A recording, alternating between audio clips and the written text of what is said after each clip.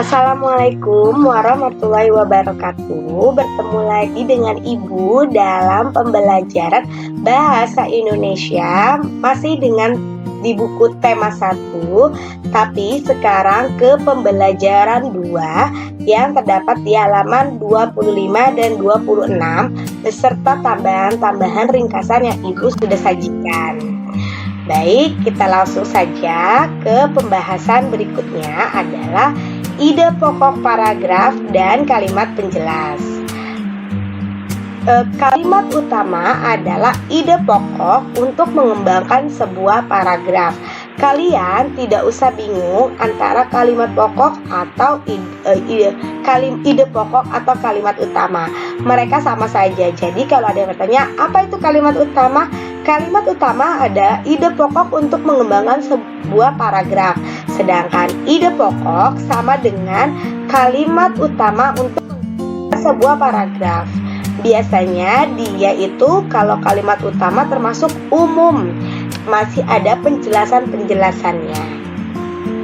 Sedangkan kalimat penjelas adalah kalimat-kalimat yang isinya merupakan penjelasan uraian atau berupa rincian-rincian detail kalimat utama suatu paragraf.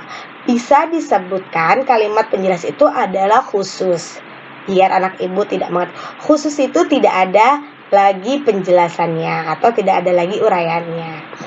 Fungsinya, kalau kalimat utama untuk mengembangkan sebuah paragraf, sedangkan kalimat penjelasan untuk menjelaskan kalimat utama. Ingat, jangan bingung ya antara ide pokok dan kalimat utama. Selanjutnya, Ibu akan mengajarkan tentang pola letak kalimat utama. Kalau kalimat utamanya terletak di awal paragraf, maka kalimat utamanya adalah umum. Lalu kalimat selanjutnya adalah kalimat penjelas khusus. Khusus masih banyak lagi. Sedangkan kalau kalimat utamanya atau ide pokoknya terletak di akhir paragraf, biasanya dia terdiri dari kalimat penjelas baru kalimat utama. Contohnya yaitu gurita. Kalau kalian membaca atau menyimak video yang lalu, maka di situ Ibu sudah tampilkan gurita. Gurita itu termasuk kalimat utamanya terletak di awal paragraf. Lalu diikuti oleh kalimat penjelas selanjutnya. Sedangkan kalau kita balik, misalkan gurita itu mengeluarkan dengan sangat cepat. Gurita itu bla bla bla gitu kan. Maka lalu gurita itu termasuk hewan ini. Maka itu adalah kalimat penjelas dulu, lalu diikuti kalimat utama. Makanya disebutnya ide pokoknya berada di akhir kalimat. Selanjutnya, kalau kalimat utamanya terletak di awal dan di akhir kalimat, maka polanya adalah kalimat utama, kalimat penjelas, berapapun penjelasnya itu tidak terjangkau, lalu diikuti oleh lagi kalimat utama. Maka kalimat utamanya terletak di awal dan di akhir kalimat. Seperti ini. Contoh dari kita akan menentukan mana yang namanya ide pokok dan kalimat penjelas. Lihat. Sekarang kita akan baca tentang gerakan ikan yang unik.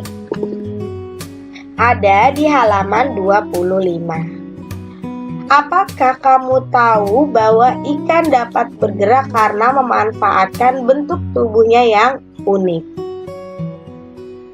Ikan memiliki susunan otot dan tulang belakang yang fleksibel untuk menggerakkan ekornya di dalam air.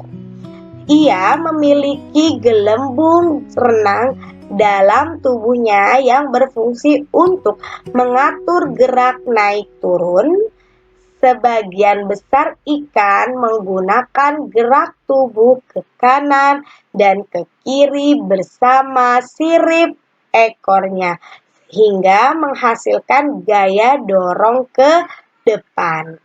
Adapun juga ikan bergerak dengan sirip samping dan sirip tengah. Ikan yang demikian cocok hidup di terumbu karang. Jenis ikan ini tidak dapat berenang secepat ikan yang menggunakan tubuh dan sirip ekornya. Dari bacaan tersebut terdapat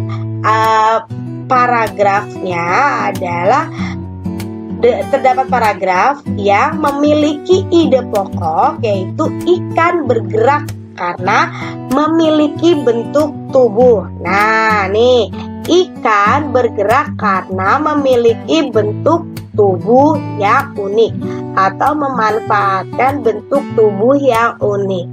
Ini termasuk kalimat utamanya berada di mana? Kalimat utamanya berada di awal paragraf. Kalimat penjelasnya apa? Ini dia kalimat penjelasnya. Ikan memiliki susunan otot dan tulang belakang yang fleksibel. Terus, kalian bisa baca sendiri. Lalu, setelah titik, ia memiliki gelembung renang dalam tubuhnya. Tuh, fungsinya juga diperjelas. Itu adalah kalimat penjelas. Terus, sebagian besar ikan menggunakan gerak tubuh ke kanan dan ke kiri bersama dengan sirip ekornya. Itu pun juga kalimat penjelas. Sudah jelas? Lanjut ke contoh kedua di dalam paragraf kedua. Sekarang kita lanjut ke paragraf kedua. Paragraf kedua, ikan bergerak dengan siripnya, sirip samping dan sirip tengah. Benar gak sih? Kita baca lagi. Ada juga ikan yang bergerak dengan sirip samping dan sirip tengah. Betul. Ikan yang demikian cocoknya hidup di terumbu karang. Benar. Kalimat penjelasnya adalah ikan tersebut cocoknya hidup di terumbu karang. Terus kalimat penjelas selanjutnya adalah jenis ikan tersebut tidak dapat berenang secepat ikan yang menggunakan tubuh dan sirip ekornya. Benar gak ya? Cek. Ikan yang demikian cocok hidup di terumbu karang. Betul. Terus jenis ikan itu tidak dapat berenang secepat ikan yang menggunakan tubuh dan sirip ekornya. Ini adalah kalimat khusus. Yang ini adalah kalimat utama. Oke, sekarang kita lanjut ke pembelajaran 3 yang terdapat di halaman 39. Ibu tunggu kalian sambil buka bukunya.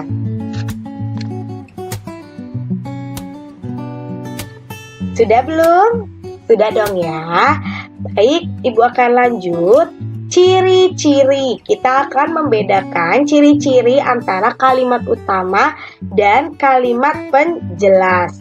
Kalau kalian di buku kalimat ciri-ciri kalimat utamanya lebih banyak daripada kalimat penjelas. Ibu akan menjabarkan lagi. Ciri-ciri kalimat utama. Yang pertama adalah kalimat utama dapat berdiri sendiri dan memiliki arti yang sangat luas. Lalu, kalimat utama biasanya berada di awal paragraf. Awal paragraf itu disebutnya dengan deduktif, berada di awal paragraf. Namun, terkadang berada juga di akhir paragraf. Kalau di akhir paragraf disebutnya dengan induktif. Kalau deduktif di awal, kalau di akhir induktif. Kalau di awal dan di akhir maka disebutnya deduktif induktif. Yang ketiga, kalimat utama berisi suatu permasalahan yang dapat dikembangkan lebih rinci lagi. Baik, selanjutnya adalah kalimat utama merupakan pernyataan yang bersifat dapat dikembangkan. Jadi kalimat utama itu memang harus dapat dikembangkan. Selanjutnya, Ibu akan menjelaskan tentang ciri-ciri kalimat penjelas. Kalimat penjelas yang pertama adalah kalimat penjelas merupakan pendukung kalimat utama. Terus kalimat penjelas bersifat khusus, dia tidak dapat dijabarkan lagi. Selanjutnya, kalimat penjelas diletakkan setelah atau sebelum kalimat utama. Kalimat penjelas isinya berupa uraian-uraian pendukung, berupa contoh, data, fakta, pendapat, dan opini. Fakta itu pembuktian dan opini adalah pendapat.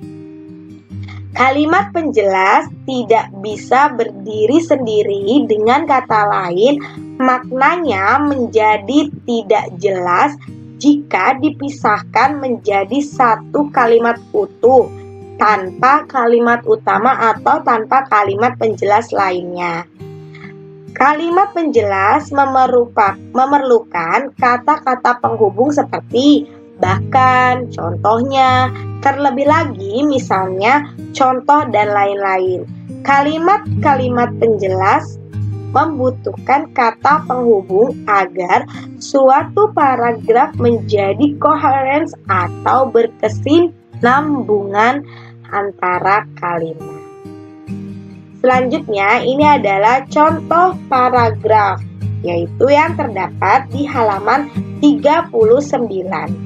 Contoh yang Ibu buat ini, dia meletakkan kalimat utamanya berada di awal kalimat atau yang disebutnya dengan deduktif. Contohnya, salah satu ciri makhluk hidup adalah dia bergerak atau berpindah dari suatu tempat ke tempat yang lain.